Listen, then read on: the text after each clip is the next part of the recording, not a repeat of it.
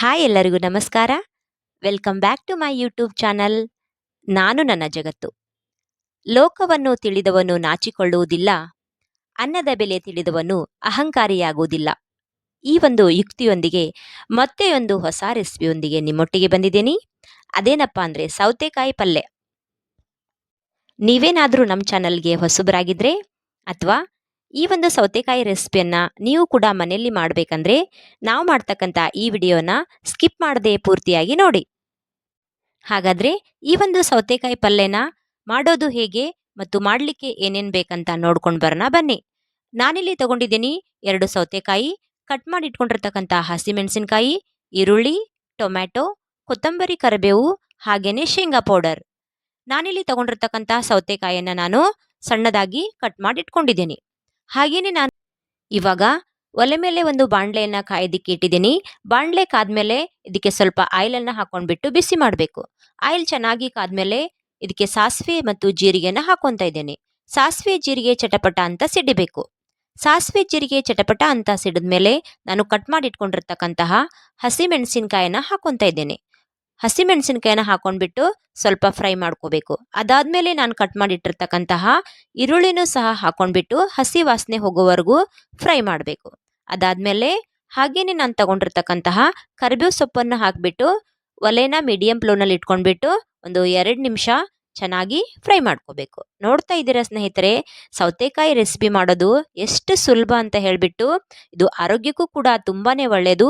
ನೀವು ಕೂಡ ಮನೆಯಲ್ಲಿ ಖಂಡಿತವಾಗಿ ಟ್ರೈ ಮಾಡಿ, ಮಾಡಿದ ಮೇಲೆ ಹೇಗೆ ಬಂತು ಅಂತ ಕಮೆಂಟ್ ಮೂಲಕ ತಿಳಿಸೋದನ್ನು ಮಾತ್ರ ಮರಿಬೇಡಿ. ನೋಡಿ, ಇವಾಗ ನಾನು ಕಟ್ ಮಾಡಿಟ್ಟಿರ್ತಕ್ಕಂತಹ ಟೊಮೆಟೊನೂ ಸಹ ಹಾಕೊಂಡ್ಬಿಟ್ಟು ಚೆನ್ನಾಗಿ ಫ್ರೈ ಮಾಡ್ತಾ ಇದ್ದೇನೆ. ನೀವು ಬೇಕಾದರೆ ಈ ಒಂದು ಸೌತೆಕಾಯಿ ಪಲ್ಯಗೆ ಹಸಿ ತೆಂಗಿನಕಾಯಿ ತುರಿನಾದರೂ ಯೂಸ್ ಮಾಡ್ಬೋದು. ನೋಡಿ, ಇವಾಗ ಟೊಮೆಟೊ, ಹಸಿಮೆಣಸಿನಕಾಯಿ, ಈರುಳ್ಳಿ ಚೆನ್ನಾಗಿ ಫ್ರೈ ಆಯಿತು. ಹಾಗೆಯೇ ನಾನಿಲ್ಲಿ ಕಟ್ ಮಾಡಿಟ್ಟಿರ್ತಕ್ಕಂತಹ ಸೌತೆಕಾಯಿಯನ್ನು ಸಹ ಹಾಕೊಂಡ್ಬಿಟ್ಟು ಸ್ವಲ್ಪ ಹೊತ್ತು ಫ್ರೈ ಮಾಡ್ಕೊಂಡು ಬರ್ತಾ ಇದ್ದೀನಿ. ನೋಡ್ತಾ ಇದ್ದೀರಾ ಸ್ನೇಹಿತರೆ, ಈ ಥರ ಒಂದು ಸೌತೆಕಾಯಿ ರೆಸಿಪಿ ಅಥವಾ ಸೌತೆಕಾಯಿ ಪಲ್ಯನ ನೀವು ಮನೆಯಲ್ಲಿ ಬಿಸಿ ಬಿಸಿ ರೊಟ್ಟಿಗಾಗಿರ್ಬೋದು, ಚಪಾತಿಗಾಗಿರ್ಬೋದು ಅಥವಾ ಬಿಸಿ ಬಿಸಿ ಅನ್ನಕ್ಕಾಗಿರ್ಬೋದು, ಈ ಥರ ಇದನ್ನ ಸೈಡ್ ಡಿಶ್ ಆಗಿ ಹಚ್ಕೊಂಡು ತಿಂದರೆ ತುಂಬ ಟೇಸ್ಟಿಯಾಗಿರುತ್ತೆ. ಇದು ಹೆಲ್ದಿ ಕೂಡ ಆಗಿರುತ್ತೆ. ನೋಡಿ, ಇವಾಗ ಇದು ಸ್ವಲ್ಪ ಫ್ರೈ ಆಯಿತು. ಇವಾಗ ನಾನು ಇದಕ್ಕೆ ಸ್ವಲ್ಪ ಉಪ್ಪನ್ನು ಕೂಡ ಸೇರಿಸ್ಕೊತಾ ಇದ್ದೇನೆ. ಉಪ್ಪು ಹಾಕಿದ ಮೇಲೆ ಒಂದು 2 ನಿಮಿಷ ಇದು ಸಮ ಪ್ರಮಾಣದಲ್ಲಿ ಬೆರೆಯವರೆಗೂ ನಾವಿದನ್ನ ಸ್ಪೂನಿಂದ ಚೆನ್ನಾಗಿ ತಿರುಗಿಸ್ಕೊಂಡು ಬರಬೇಕು. ಗ್ಯಾಸನ್ನು ಇವಾಗ ನಾವು ಮೀಡಿಯಂ ಫ್ಲೇಮ್ನಲ್ಲಿ ಇಟ್ಕೋಬೇಕು. ನೋಡಿ, ಇವಾಗ ನಾನು ತಗೊಂಡಿರ್ತಕ್ಕಂತಹ ಅರಿಶಿನ ಪುಡಿಯನ್ನು ಕೂಡ ನಾನು ಇದಕ್ಕೆ ಸೇರಿಸ್ಕೊತಾ ಇದ್ದೀನಿ. ಹಾಗೆಯೇ ನಾನಿಲ್ಲಿ ಗುರಳ್ ಪೌಡ್ರನ್ನ ರೆಡಿ ಮಾಡಿ ಇಟ್ಕೊಂಡಿದ್ದೆ. ಆ ಗುರಳ್ ಪೌಡ್ರನ್ನು ಕೂಡ ನಾನಿಲ್ಲಿ ಹಾಕ್ತಾ ಇದ್ದೇನೆ. ನೀವು ಬೇಕಾದರೆ ಸ್ವಲ್ಪ ಅಚ್ಚಕಾರದ ಪುಡಿಯನ್ನು ಕೂಡ ನೀವು ಸೇರಿಸ್ಕೋಬೋದು. ನಾನಿಲ್ಲಿ ಹಸಿಮೆಣಸಿನಕಾಯಿನ ಹಾಕಿರೋದ್ರಿಂದ ಅಚ್ಚಕಾರದ ಪುಡಿಯನ್ನು ಹಾಕ್ಕೊತಾ ಇಲ್ಲ. ನೋಡಿ, ಇವಾಗ ಹಾಕಿರ್ತಕ್ಕಂತಹ ಉಪ್ಪು, ಗುರಳ್ ಪೌಡರ್ ಹಾಗೇನೆ ಮತ್ತೆ ಅರಿಶಿನ ಪುಡಿಯನ್ನು ಕೂಡ ನಾನಿದನ್ನ ಸಮ ಪ್ರಮಾಣದಲ್ಲಿ ಬೆರೆಯವರೆಗೂ ಚೆನ್ನಾಗಿ ನಾನಿದನ್ನ ತಿರುಗಿಸ್ಕೊಂಡು ಬರ್ತಾ ಇದ್ದೇನೆ. ಇವಾಗ ಈ ಎಲ್ಲ ಅಂಶ ಚೆನ್ನಾಗಿ ಫ್ರೈ ಆಯಿತು.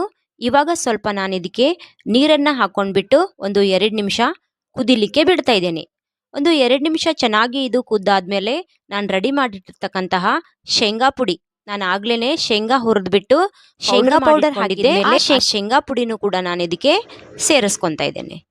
ಆ ಶೇಂಗಾ ಪೌಡರ್ ಎಲ್ಲ ಮಿಶ್ರಣ ಜೊತೆ ಹೊಂದೋವರೆಗೂ ನಾವಿದನ್ನ ಚೆನ್ನಾಗಿ ಸ್ಪೂನಿಂದ ತಿರುಗಿಸ್ಕೋಬೇಕು. ನೋಡಿ, ಇವಾಗ ನಾನು ಫೈನಲ್ ಆಗಿ ಕಟ್ ಮಾಡಿಟ್ಟಿರ್ತಕ್ಕಂತಹ ಕೊತ್ತಂಬರಿನೂ ಕೂಡ ಹಾಕೊಂಡ್ಬಿಟ್ಟು ಚೆನ್ನಾಗಿ ಮಿಕ್ಸ್ ಮಾಡ್ತಾ ಇದ್ದೇನೆ. ನೋಡಿ, ಇವಾಗ ಸೌತೆಕಾಯಿ ಪಲ್ಯ ರೆಡಿ ಆಯಿತು. ನಾನಿವಾಗ ಇದನ್ನ ಒಂದು ಪ್ಲೇಟಿಗೆ ಸರ್ವ್ ಮಾಡ್ತಾ ಇದ್ದೇನೆ. ನೋಡಿದ್ರಲ್ಲ ಸ್ನೇಹಿತರೆ, ಮಾಡೋದು ಎಷ್ಟು ಸುಲಭ ಅಂತ ಹೇಳಿಬಿಟ್ಟು. ನೀವು ಕೂಡ ಮನೆಯಲ್ಲಿ ಖಂಡಿತವಾಗಿ ಟ್ರೈ ಮಾಡಿ. ಇಲ್ಲಿವರೆಗೂ ಈ ವಿಡಿಯೋ ನೋಡಿದ್ದಕ್ಕೆ ಎಲ್ಲರಿಗೂ ತುಂಬು ಹೃದಯದ ಧನ್ಯವಾದಗಳು. ಮತ್ತೆ ಒಂದು ಹೊಸ ರೆಸಿಪಿಯೊಟ್ಟಿಗೆ ನಿಮ್ಮೊಂದಿಗೆ ಬರ್ತೀನಿ. ಎಲ್ಲರಿಗೂ ಅಲ್ಲಿಯವರೆಗೂ ಧನ್ಯವಾದಗಳು. ಶುಭರಾತ್ರಿ. Good night.